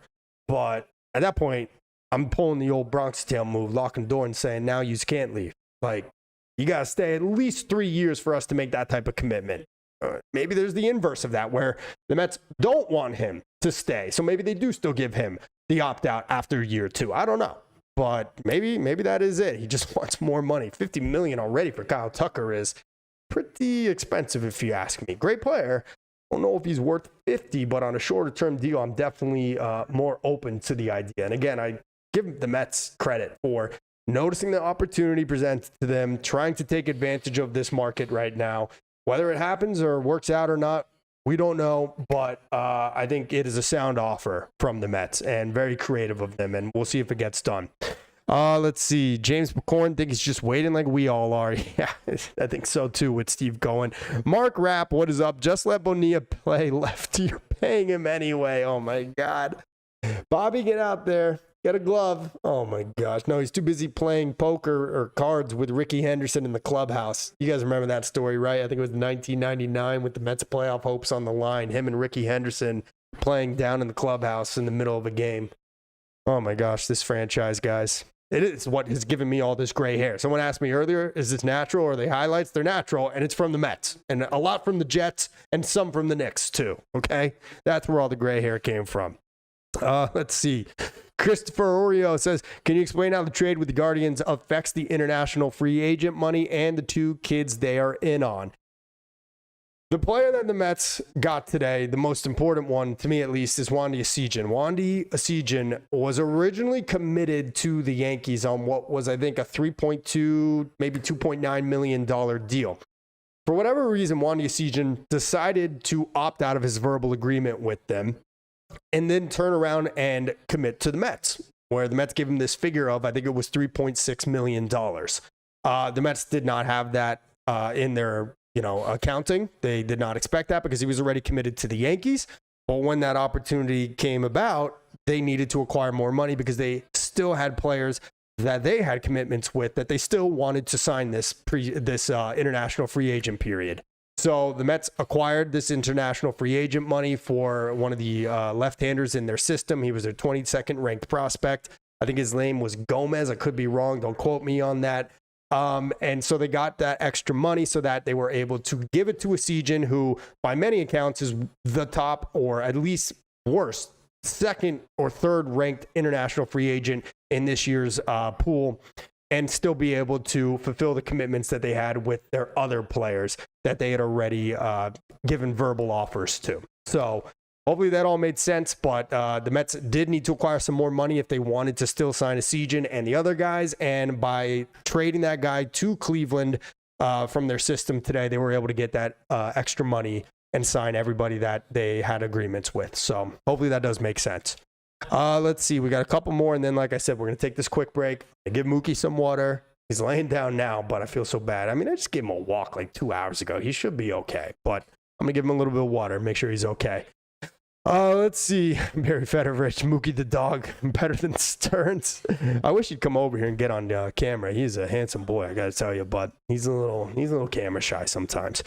Let's see. Pat Nix, let's get Belly and Peralta. Call it a day. Hey, I'd be okay with that too. If Tucker ends up going to the Blue Jays and the Mets were able to turn around and get Freddie Peralta and go and steal Cody Bellinger from the Yankees, I still feel very good about this offseason, 100%. But we are waiting to hear on Tucker before any of that happens. I do think they are probably still in contact with Milwaukee regarding Freddie Peralta, though. Pat Nix, bummer. Paul Blackburn signed with the Yankees. I really didn't want him back with the Mets. Yeah, no, he is back with the Yankees. And, of course, we know a few weeks ago had those comments about the Mets clubhouse in comparison to when he arrived with the Yankees. Like I said then, as if he spent even enough time in between his terrible injuries and performance on the mound to have a good beat on how the Mets clubhouse went. Yeah, okay. Stick that one where the sun don't shine, Paulie boy. Enjoy mop-up duty in AAA for Scranton. Sal Capella, how about David Cohen in the bullpen? Yeah. Who else is on these deferred deals that we can pull out of retirement and get on the field for the Mets? Squarehead Jets fan, hey, man, this was a tough day for us as Jets fans. I'm not going to crap on the Giants. They got what they needed. They got John Harbaugh. It just feels like the Mets or the Jets are never going to figure it out. I mean, when you see the guys that you share stadium with, historically have always been better, of course. For them to land John Harbaugh and the the Jets are sticking with Aaron Glenn, my goodness. It's never going to end. The pain, as Joe Benigno would say. Squarehead Jets, though. King Kong might as well go 5-250. Probably made that in 2 hours this afternoon day trading. Absolutely. Right? No doubt about it. He just sold a gold toilet for like $100 million or something like that, right? A gold toilet. Come on. This dude is made of money. Tony HVAC, $3.9 million. Yes, $3.9 million for Wandy Acejin. Okay, so I was a little bit off, a few thousand off. Thank you, Tony. Chalk Bunt. Give Tucker 5,250. That's the exact deal they wouldn't give Pete. Well, he got 5,155, but let me just say this, because if Tucker comes to the Mets, I know a lot of Mets fans are still going to be upset because they didn't give it to Pete Alonso. I'm just going to say this now. Kyle Tucker is a much better baseball player than Pete Alonso, guys. Please don't throw tomatoes at me, but it's the truth, okay? Pete has almost never put up a 5 WAR in his career. And you know what? We're just going to do a little side-by-side comparison right after I give Mookie some water. So stay tuned right here. Give me a minute and a half. I'm telling you, 90 seconds, and I'll be right back.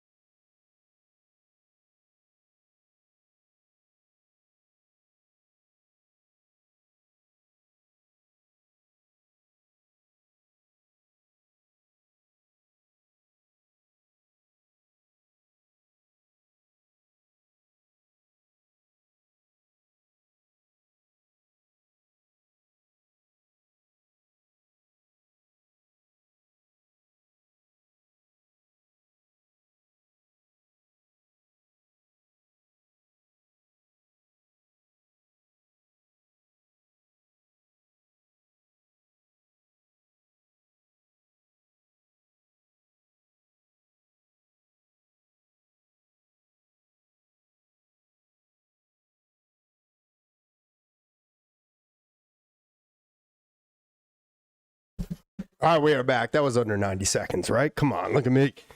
Sorry, guys, had to get Mookie all situated there. But all right, so I was saying, look, even if the Mets sign Kyle Tucker, there's going to be some Mets fans that there's just no pleasing Mr. Powers because they wanted Pete Alonso. But Kyle Tucker is a significantly better baseball player than Pete Alonso. And this is not me bad-mouthing Pete. This is not me disparaging him. I love Pete Alonso. I will always have fond memories of him. I wanted him back, and I'm sad that he's gone, and I wish that it could have played out differently. But Kyle Tucker is a much better all-around baseball player. Is he going to hit 35 or 40 home runs like Pete does? No, he's not. But he's going to consistently put up a much better wins above replacement than Pete Alonso. Even this past year, where Pete had the best year at the plate since his rookie season in 2019, still only put up a 3.4 wins above replacement. And he played in all 162 games. And a lot of that, of course, is because of his defense, which, look, it's the worst of any first baseman in baseball. And if you watch him on an everyday basis, you probably don't think that, because I, for years, said he's not as bad as the numbers say. And I do think some of these numbers can be a little dramatic at times and can be a little skewed. But this was clearly the worst defensive year that Pete has had in his career, between his poor throws to first base, between just simple bobbles, throws to second. I mean, it was a bad year defensively, and that is what has so negatively impacted his wins above replacement. I mean, his best WAR came in 2019 as a rookie. Of course, we know he broke the rookie home run record with 53 bombs, a 941 OPS, which he has never even sniffed since he was a rookie. The best since then was this past year at 871. That coming after 2 years where it was hovering around 800. In fact, 788 in 2024, as we know. Just a really bad year for Pete in his walk season. But despite that, a 5.4 wins above replacement in 2019 is his career high. And I want you to keep that in mind now here while we look at Kyle Tucker and his overall numbers and what he has done over the last several years. And yeah, maybe he's not going to go and hit 35 or 40 home runs or even 54 the way that Pete Alonso did his rookie season. That's not going to happen. We know that. That's not the kind of guy Kyle Tucker is. But over the last 5 years, has consistently outperformed Pete Alonso as far as wins above replacement, and it's really not even close. 4.6 this year in 136 games. Pete Alonso played in every game last year and had a 3.4 wins above replacement, 1.2 lower than Kyle Tucker in almost 30 less games. 4.7 in 2024, and he only played in 78 games. He played less than half a season than Pete, and still had a 4.7 wins above replacement, nearly doubling what Pete did in 2024. In 2023 and 2022, 5.5.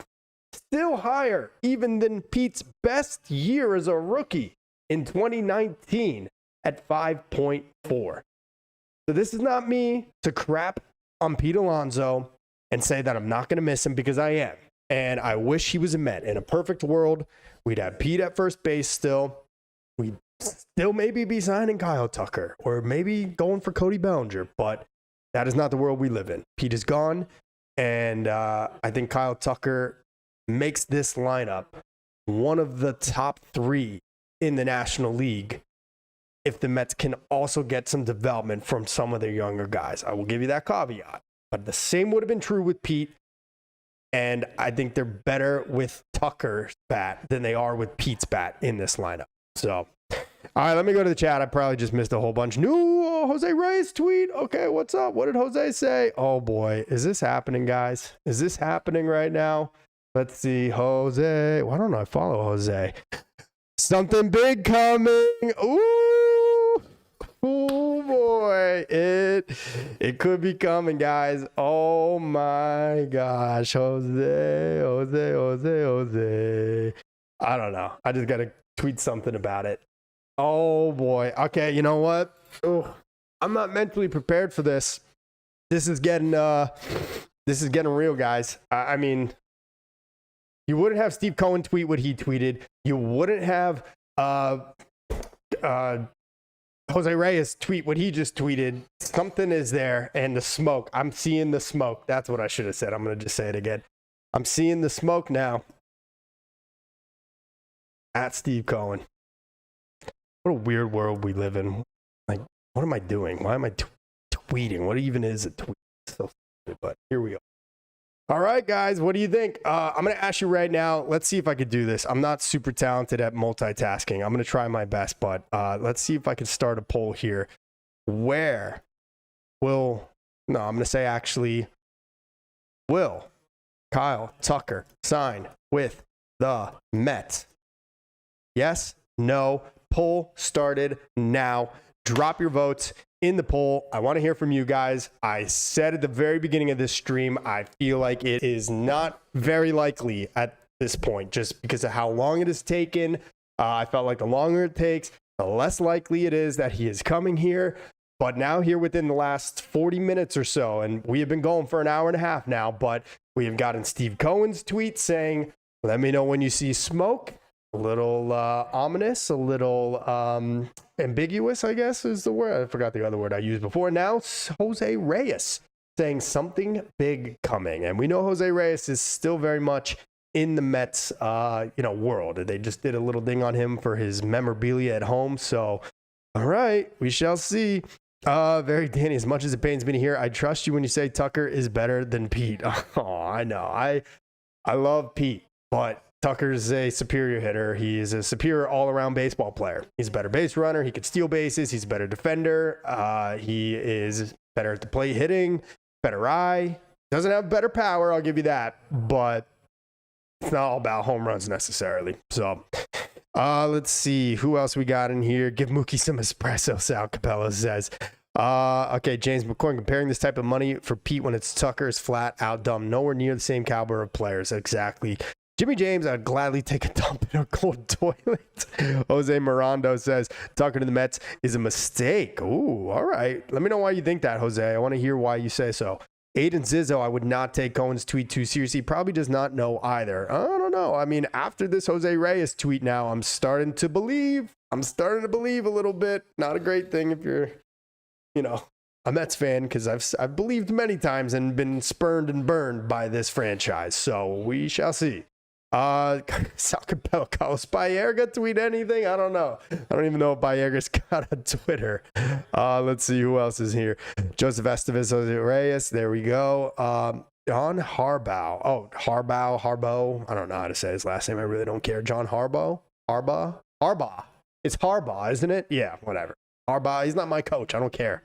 But yes, I mispronounced it. Harbaugh. Let's see. Subdued Frenzy, what's happening? I don't know either, dude.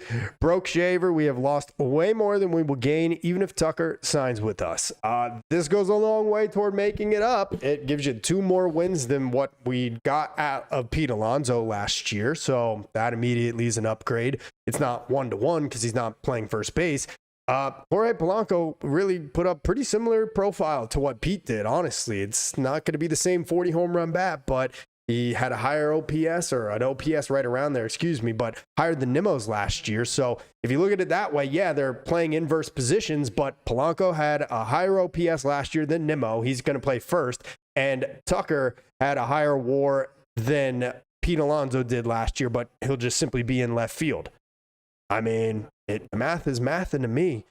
Let's see. Wow, we got a lot in the chat. Thank you everybody for tuning in. Hit that sub button. Appreciate it. Trying to get to 6K subs by the end, or by opening day of this year. So thank you so much for that.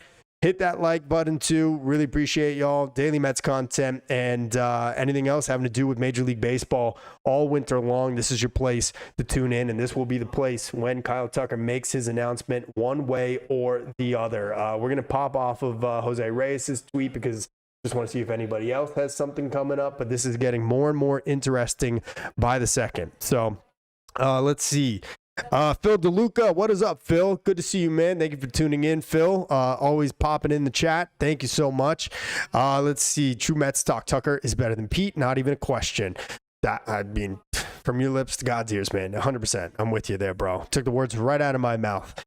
Two Cats. Cohen just tweeted, sad after a Mets loss. No worries. You have a brand new casino to go gambling in. Try our new Simeon Shakes at Shake Shack, too. Oh, my God. I'm excited for the casino. I'm not even a big gambler, but, I mean, there's something to do now at Citi Field, so that's nice, other than take a picture with the pipe-smoking dog. I mean, that was the only attraction outside of Citi Field or Shea Stadium for the last 25, 30 years. I mean, really ever, but since I've been around and going to games. So I'm excited for the casino and everything that's going to come with it.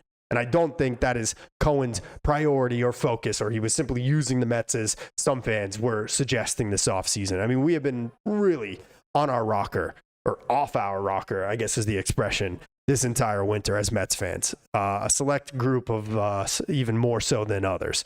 Let's see. He has to be a Met, Joseph Estevez says. Karen Miller, new Cohen. A new Cohen tweet again? No. Hold on. Let me see, Karen. I hope you're right. Let's see. Cohen says, for those who don't understand the Pope election reference, we are waiting for a decision. That's all I know. Okay. Well, that puts a little bit of cold water on this. Thank you for pointing that out, Karen. So, yes, someone else did also mention the Pope reference. That is, we're waiting for a decision. And Steve Cohen says, for all those who don't understand, we are waiting. That's all I know. All right. I just find it interesting that Jose Reyes then went on his own to tweet what he tweeted, saying something big is coming. I don't know. We'll see. That definitely just took me off of my peak, or whatever you want to call it, a little bit. My pink cloud, if you want to call it that. So I don't know. We will see. But we are waiting, is apparently the word. I'm going to take Steve Cohen's word over Jose Reyes's a little bit more. But Barry Fedovich. No, I'm sorry, I missed someone. JC, what an excellent day for podcast. New to your channel, but loving the content. LGM, I'm ready for this. Brings the offseason right back on track. Thank you, JC. Appreciate you being here and tuning in and subscribing to the channel. And I am ready for this too. I am ready to put the Kyle Tucker discussion to bed after, of course, covering it here for the last 48 hours and even more throughout the rest of this offseason. I'm right there with you, JC, but hoping, fingers crossed, that he does end up in the orange and blue. So we shall see. Let's see. Joseph Estevez.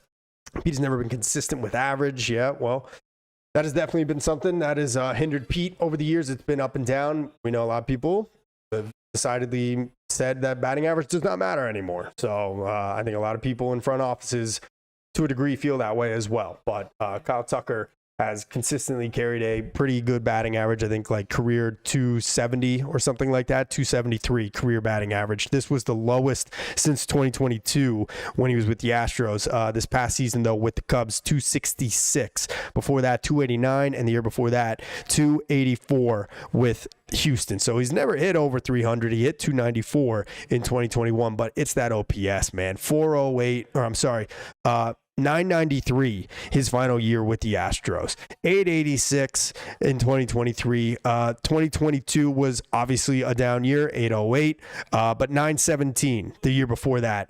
This past year, even in a down year in Chicago, 841, a stadium, a park that can play tricks on you from either side of the plate because of the wind and the factors out there. And we know Citi Field's not the most hitter friendly of all time. It'd be interesting to see how he would, fit in there with 81 home games as a Met. But I do believe that he's going to be a upgrade over what Pete has given us, despite having a little less, obviously, power than what Pete Alonso has supplied us with over the years. All right, we got a lot of people popping off here in the chat. I'm trying to get to everybody as much as I can. Let's see. Who else have I missed here? Bill DeLuca, what's plan B?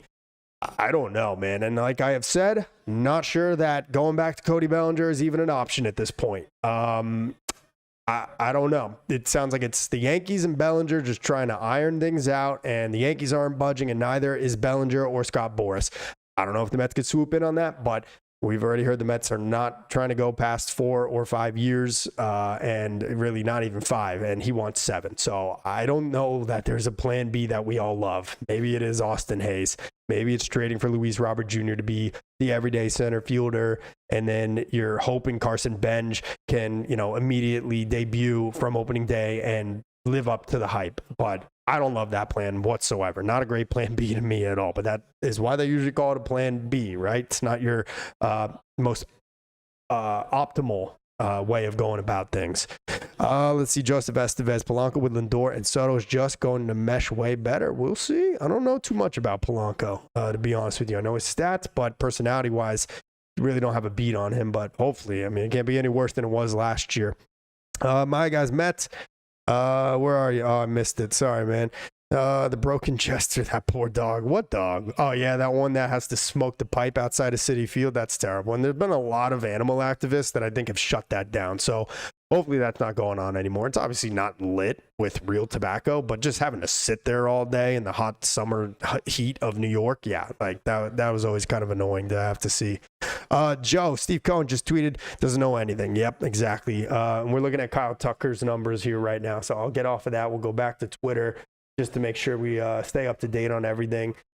Steve Cohen's tweet just now where he said that we don't know anything kind of makes me think this might go into tomorrow. Where he said that we're waiting, just like everybody else, kind of makes me believe we may be waiting until tomorrow, which would really suck if I'm being honest, because I've devoted way more time to this than I would have liked to. But here we are. So let's see. Chalk Bond of the Mets game's now going to be played at the Vatican. It might be, actually. That's a good one. I like that, Chalk. Ace Frehley Inc. By the way, huge Kiss fan. R.I.P. Ace. Love that name. Really cool. Are there conferences in baseball? There's leagues and divisions. So, yeah, the same thing as conferences like in football. The AFC and NFC conference, right? There's the National League, the American League in baseball. So hopefully that answers your question, but love the name, Ace Frehley Inc. Love that. R.I.P., like I said, Kiss, one of my favorite music groups of all time. Let's see. Barry Fedovich, Met bashing is so passe. It's so Philadelphia. I like that. DDT says, so we're going to pay $50 million a year that averaged 22 bombs, 65 RBIs in the last 2 years. Look, if you're just going to look at the basic numbers, then there's not going to be any way to convince you how good of a player Kyle Tucker is. And I understand those aren't the best of numbers. Obviously, Kyle Tucker missed a lot of time in 2024, only 78 games.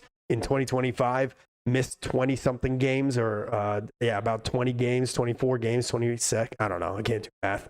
But yeah, he hit 22 in 136 games this past year. He hit 23 in just 78 games in his final year with Houston. So I think over a full year, especially in a situation where he knows he's going to be there for at least 2 years, if that is the type of contract the Mets are going to offer him here, even with the opt-outs, maybe he's going to feel a little more comfortable, and maybe he's going to stay healthy a full year. I don't know. Maybe he will get hurt again, but I'm telling you, Kyle Tucker is a superior baseball player to Pete Alonso. There's no doubt. Sal Capella, who's signing Bellinger if the Mets and Yankees are out on him? I do think eventually the Yankees and Bellinger are going to come to terms. I think it's going to be a 5 or 6 year deal. The Yankees probably don't want to go to 6. The Yankees are probably kicking themselves for extending the qualifying offer to Trent Grisham. They probably did not think he'd accept it, and he said, okay. And they did not have $22 million allocated to Trent Grisham. And I think that was a huge, huge problem that messed with them. So, yeah, they are trying to search between the couch cushions, scrape together funds now, and try to meet Bellinger's demands. But I do think it's more the length of the deal that they're afraid of with Bellinger. They don't want to go past 7, and I don't blame them. I think the offer they made, which is reported 5-year, 150, is more than fair. But the Dodgers are looming. We know they have been connected to Bellinger. So if they miss out on Tucker, I would guess that the most likely next destination for Cody Bellinger, if he does not go back to the Yankees, would we go back to the Dodgers, where he began his career. Let's see. Who else we got here? Barry Fedovich, best Kiss song ever, Detroit Rock City. Really one of my favorites. There's so many. Man. I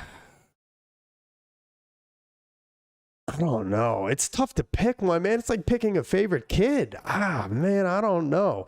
Beth is, of course, more like slow and soft and, not your typical Kiss, but still, by all accounts, one of the greatest Kiss songs of all time. It's not my favorite, but you got to love it for what it is. Let's see. Strutter. probably Strutter. There's nothing I like better when I'm cleaning around this place, getting everything vacuumed and mopping and stuff than playing Strutter on the speakers. I think that's going to be my pick. I really, really like that one. Love Gun. Can't ignore that one. Detroit Rock City is a classic. But yeah, there's so many good ones. You can't beat it. Let's see. We got some other Kiss fans in here. Sharon McLean, first concert, Kiss concert, August 20th, 1979. Nice. I think that was probably then right before they broke up the original group, right before they kicked out Peter Criss, and then Ace was shortly thereafter that. I'm pretty sure that sounds about right in that timeline, because they began in 73, and then I think it was around 79, that area, when Peter Criss got kicked out of the band, and then Ace ended up leaving himself. Something on my bucket list, and then we're going to get back to baseball, is to watch that Kiss goes to the adventure park, the Space Invaders movie that they made. It is awful, terrible, but I really want to sit down and watch it one of these days. So if any of you guys have seen that, let me know. But love that we got some Kiss fans in here. Barry, Sharon, Jody, you guys are awesome. All right, let's see. Armand's amazing. War Machine. There you go. That's a good one, Armand. Love that. Let's see. Miriam Mary says Tucker will come to the Mets, but only hit 5 homers. You just can't take the negativity out of some Mets fans, and I understand. We've been burned by this team a lot, but Carlos Ortiz, what is up? He says, hey, Tony. What's up, Carlos? How you doing? Happy Thursday. Hope you're getting ready for a fun weekend. Hopefully a fun weekend that includes Kyle Tucker on the New York Mets as we continue our wait. Guys, you know what? I think here's what we're going to do. I think that we're going to listen to Steve Cohen and take his word for what it is. They are waiting just like all of us. I think it's going to be a little while still. It could be tonight. And whenever it does happen, I'm going live. It's going to be right here on my channel. So I want you to do this. If you're not already subscribed, go hit the subscribe button right now. Go turn channel notifications on right now so you know when I'm going live. You know when I post all my daily Mets content. Leave a like on this video. I'm going to go make sure Mookie is taken care of. Take him out. Make sure he's got his dinner. He's all set. I'm going to have some dinner myself.